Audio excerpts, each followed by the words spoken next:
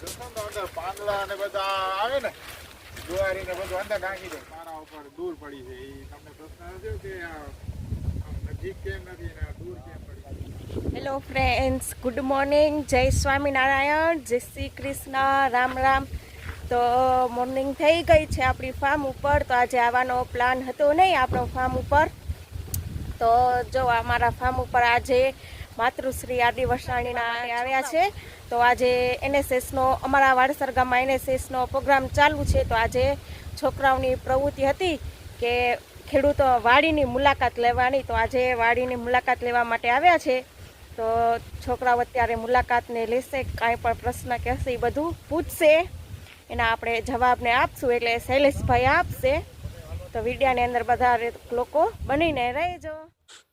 માતૃશ્રી RD વરસાણીના વિદ્યાર્થીઓ જો આવી રહ્યા છે એનએસએસના આજે આપણા ફાર્મની મુલાકાત લેવા માટે. જો આવી રહ્યા છે, સરસ મજાના લાઇનમાં શિસ્તબદ્ધ છોકરાઓ આવી રહ્યા છે.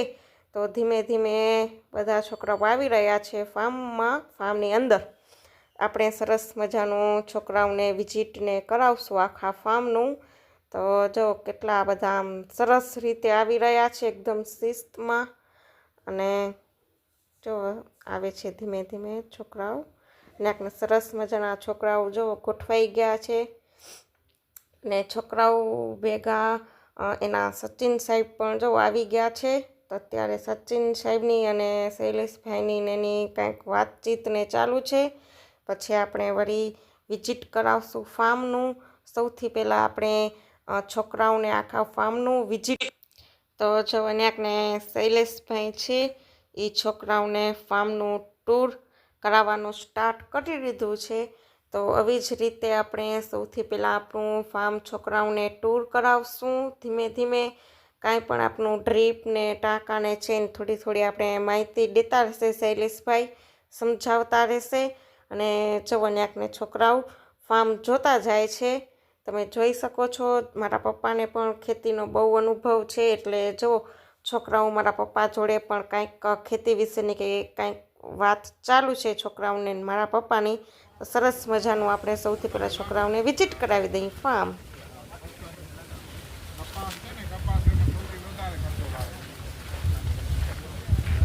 ખાતર પાણી અને લેબર ખર્ચ વધારે લાગે.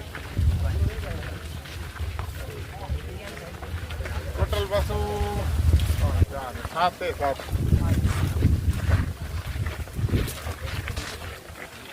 પાણી કેવું હોય એનું તમે પરીક્ષણ કરાવેલું છે જમીનનું ને પાણીનું બંનેનું પરીક્ષણ કરાવ્યું. જમીનમાં તો કાંઈ ઓલું પેલા તમે ઓલું વાપરતા ને રાસાયણિક ખાતર, એટલે કાંઈ છે જ નહીં. જમીન અલ્કલાઇન થઈ ગઈ એટલે ખારી છે. ને ખેતીનો કચરો જો આમ જ નાખી દઈ શકો, ખાતરમાં ભેરીને નાખી દઈ. હવે જોશો ને તો અંદર પાંદડા ને બધા આવે ને જુવારી ને બધું અંદર નાખી દઈ, એટલે કાર્બન વધે અંદર. 8 કલાક એનો ટેસ્ટ કરાવવો પડે. એક ખેતર હોય ને, ખેતર આખું એમાંથી 8 થી 10 જગ્યાએથી માટી ઉપાડવાની, કાદો કરવાનો.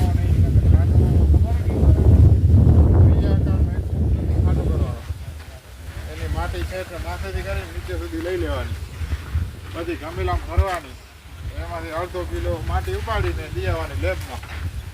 લેબ અહીંયા કૂકમાં લગે છે કાદરી, ગવર્મેન્ટની લેબ. એમાં લઈ આવવાની અને ત્યાં ખાલી પરીક્ષણ કરીને તમને દે આપી સર્ટિફિકેટ. તમારી જમીનમાં આટલા તત્વો હોય, આટલા ખાતર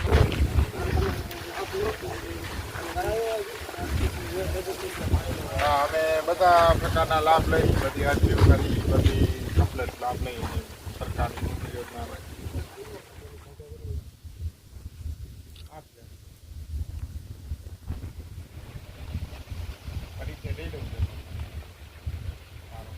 મારું નામ વેકરિયા શૈલેષ રમેશભાઈ છે.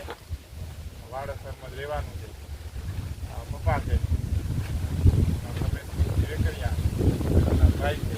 મારા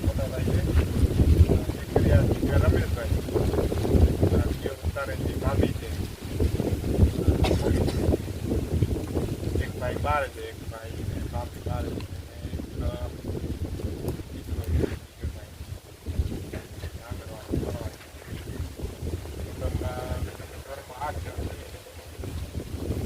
હું ખેતી કરું છું અને જે ગાય આધારિત ખેતીનું ભુજ મંદિર દ્વારા એક અભિયાન ચલાવવામાં આવે છે. એમાં એઝ અ કન્સલ્ટન્ટ કામ કરું છું. રોજ બધા અલગ અલગ જે પ્રાકૃતિક ખેતી કરતા હોય ને આખા સમગ્ર કચ્છમાં એને સલાહ દેવાની. ભુજ મંદિર જ પગાર આપે કામ કરું છું. ભાઈની દુકાન છે, મમ્મી ને પપ્પા એ ખેતી કરે, હું પણ 5 ટાઈમ ખેતી કરું છું. હવે કાંઈ પૂછવું હોય તો અત્યારે સંયુક્ત કુટુંબ છે, 8 જણા અત્યારે સંયુક્ત કુટુંબ છે.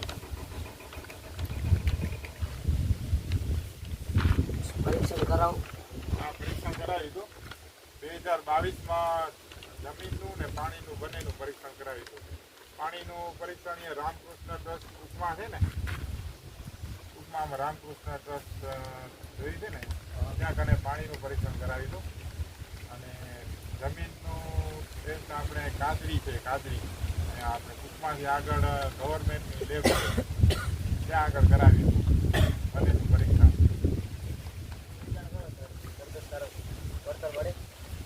હા, અત્યારે તો મળે છે, બહુ સારું છે. આ સેકન્ડમાં અને ખૂબ સારું છે, સરકારક વળતર છે. બીજા પાક વાવે તો પછી એમાં ગવર્મેન્ટમાં લખાવી દેવાનો, ટેકાના ભાવે ખરીદી કરે ને ગવર્મેન્ટ. ઓગણત્રીસો ની ને મગફળી ટેકાના ભાવે ગવર્મેન્ટે ખરીદી કરી એમાં લખાવી દીધી. આમ તો નોર્મલી ભાવ ઓછા હોય, મગફળીના 2200 ને 2000 એવા હોય, પણ ગવર્મેન્ટ ટેકાના ભાવ જુદા ભાવે ખરીદી કરે. કપાસના તમને અરજી કરવાની હોય એમાં લખાઈ દેવાનું, પછી એને વેચવાનો. બેક્ટેરિયાનો ઉપયોગ કરી ગૌકૃપ આંબુ છે, જીવામૃત છે, એવી બધીને છાણિયું ખાતર ભરપૂર નાખી દઈ પેલું. ત્યારે આ 4 એકરનો પ્લોટ છે ને એમાં 100 ટન છાણિયું ખાતર ભરેલું છે. ત્યારે આ બેડ દેખાય છે ને, આ ડ્રેગનની ડ્રીપની લાઈન પડી છે એના નીચે આમાં ખાટું ખોટી પેલો બેડને વીખીને એના છાણિયું ખાતર ફૂલ ભરેલું છે અને પાછો બેડ ચડાવી દીધો છે. એટલે અત્યારે આ ડ્રેગન છે એ 6 મહિના રેસ્ટ પીરિયડમાં છે. એટલે અત્યારે એની વેજીટેટિવ ગ્રોથ થાય છે, ખાલી ગ્રોથ જ કરે, ફળની નથી આવવાનું. અત્યારે બરોબર એ ખોરાક ખાઈ લેશે, પછી એમાં એના ફ્લાવરિંગ આવશે. મેથી કરી અને ડિસેમ્બર સુધી એનો 5 મહિના સુધી ફ્લાવરિંગ સતત ચાલુ રહેશે. અત્યારે જેટલો ખોરાક આપણે દેશું એટલું એ પછી ફળની અવસ્થામાં આવશે ત્યારે ફર્ટિલાઇઝર કોઈ વાપરતા નથી. આ જ છાણિયું ખાતર જ ભરપૂર ભરી દઈએ એના ઉપર હાલે છે. બાયોગેસ પ્લાન્ટ બનાવો.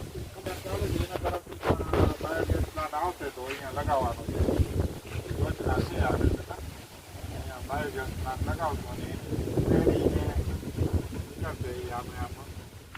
ખર્ચ તો એમ લો ને, કચ્છમાં એવો રેશિયો છે કે આમાં 100 રૂપિયા તમે કમાવો ને એમાં 80% તો લાગત લાગી જાય બધી.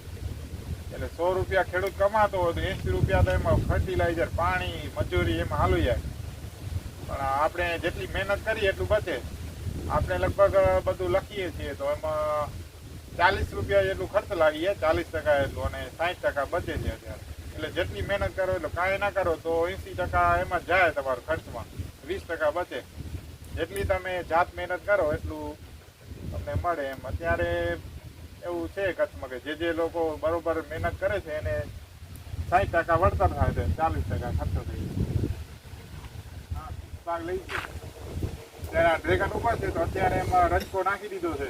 તો રજકોનો 2 કામ થશે, એક ગાયોને કામ આવશે અને એનું બિયારણ તો થઈ જશે. એટલે બિયારણ થશે એમાંથી જે વળતર થશે એમાં આપણે જે વાડીનો બીજો મેન્ટેન ખર્ચો થશે, કીધો ને કે લાખ રૂપિયા જેવું મેન્ટેન થાય એનું, પાણીનું, છાણિયા ખાતરનું, મજૂરી, આ ડ્રેગન ઉતરશે એના મજૂરી, એ બધું આમાંથી થઈ જશે. એટલે ઓલો સીધું બચશે. એટલે મિક્સ પાકમાં એક સારું છે કે એકને એક પાક ના લેવાય, બધા મિક્સ પાક હોય તો અચાનક ભાવ પડી જાય તો બીજામાં વળતર વળી જાય. એક અમારી બીજી વાડી છે એમાં 2-4 પ્રકારના પાક લીધેલા છે, વાલ છે, એરંડા છે, ઉપર રાયડો હતો, મગફળી હતી વરસાદે, અત્યારે એમાં પણ રજકો છે, એનું કોઈ બિયારણ થશે. એટલે 2-4 પ્રકારના પાક છે. એટલે એકને એક વાવે ને ખેડૂતો અહીંયા પેલા વાલ વવાતી વાલ, તો વાલનો ગઈ સાલ ખૂબ સારું ઉત્પાદન થયું એટલે ભાવ સીધો પડી ગયો, 30 રૂપિયા 35 રૂપિયા કિલો આવી ગયું, એટલે ખેડૂતોને વળતર ન મળ્યું, બહુ ઓછું વળતર મળ્યું. એટલે મિક્સ પદ્ધતિ હોય, અલગ અલગ પાક વાવેલા હોય તો એકમાં જાય તો બીજામાં પાછું વળતર મળી જાય, એટલે સરેરાશ ખેડૂતોને એનું વળતર મળે. એકને એક ના વાવવું જોઈએ. જમીનમાં પહેલા હું નોકરી કરતો હતો, પછી કોરોનામાં નોકરી ગઈ, પછી એમ હતું કે નવું કરી તો આ ભાભીએ અમારા એ મિર્જાપરના છે, તો એને ડ્રેગન ને લઈ આવતા ક્યાંકથી, તો અમને એમ છે કે આ નવું શું હોય આવું. પછી એના ઉપર રિસર્ચ કરવાનું ચાલુ કર્યું કે આ શું પાકે ને શું થાય, કચ્છમાં થાય એમ. અમે બધા ફર્યા મહિનો ખાણ, હું ને પપ્પા ને આખા કચ્છમાં, કે આનું બધી માહિતી મેળવી, અલગ અલગ ફાર્મમાં જઈને ખેડૂતોને મળ્યા. પછી વિચાર આવ્યો કે આ ખેતી છે એ થાય એમ છે, તો એ ભાભી તરફથી એને લઈ આવતા, એટલે ત્યારે જાણ થઈ હતી પહેલી વહેલી. પછી એની રિસર્ચ કરવાનું ચાલુ કર્યું કે આ પાક વાવી તો કેટલો ખર્ચો થાય, કેટલું આના ઉપરથી વળતર મળશે, કે એવું બધું ઘણી બધી સર્ચ કરી. પછી 1 એકરમાં કર્યા આપણે 2020ની સાલમાં, કોરોનો હતો ને 2020માં, ત્યારે 1 એકરમાં કર્યા. જો થડ ક્યાં ને એનું ટપક ક્યાં, તો પાણી ક્યાંય અડેરું ને થડમાં એને નથી જડતું પાણી. પ્રશ્ન થતો હા કેમ હે શું કામ હશે? છોડની પાડ ફૂલ, હા. એટલે છોડના 2 મૂળ હોય, એક તંતુ મૂળ હોય અને એક સોટી મારા ઉપર દૂર પડી છે. એ તમને પ્રશ્ન થયો કે આ નજીક કેમ નથી ને આ દૂર કેમ પડી? જો છોકરાઓને કુવાડ જોઈએ છે ને, એટલે મારા મમ્મી જો કટિંગ કરીને આપી દીધી. કોના માટે લઈ જાઓ છો છોકરા કુવાડ? એટલે કેમાં ઉપયોગ કરશે? વાળમાં ને ફેસ ઉપર. સારું. જય સ્વામિનારાયણ. જય સ્વામિનારાયણ. તમારું નામ શું છે? મારું નામ ગોરસિયા ક્રિસ હરવિતભાઈ છે. તમે આજે અમારા ફાર્મ ઉપર વિઝિટ કરવા આવ્યા. તમારો NSS નો કેમ્પ ચાલુ છે વાડાસર ગામમાં, તો તમે આજે અમારી વાડીએ મુલાકાત લેવા આવ્યા, તો તમને અમારા વાડીની મુલાકાત તમને કેવી લાગી? અમને ખૂબ સરસ લાગી, અમને નવું જાણવા મળ્યું, અને અમને અનુભવ ખેડૂતનો સંપર્ક મળ્યો, અને તમે તેને વધુ પ્રશ્ન પૂછ્યા, અને અમને ખૂબ જ જાણવા મળ્યું. એટલે તમને પછી તમે જે પ્રશ્ન પૂછ્યા એના જવાબ તમને કેવા મળ્યા? તમને સંતોષકારક મળ્યા કે કેવી રીતે? અમને અમારા જવાબ બધા સંતોષકારક મળ્યા, અને એમાંથી કશું ને કશું શીખવા મળ્યું. એટલે તમે કયા ગામના છો? આમ હું માનુકવાનો છું. આરડી વર્ષની સ્કૂલમાં 11 કોમર્સમાં અભ્યાસ કરું છું.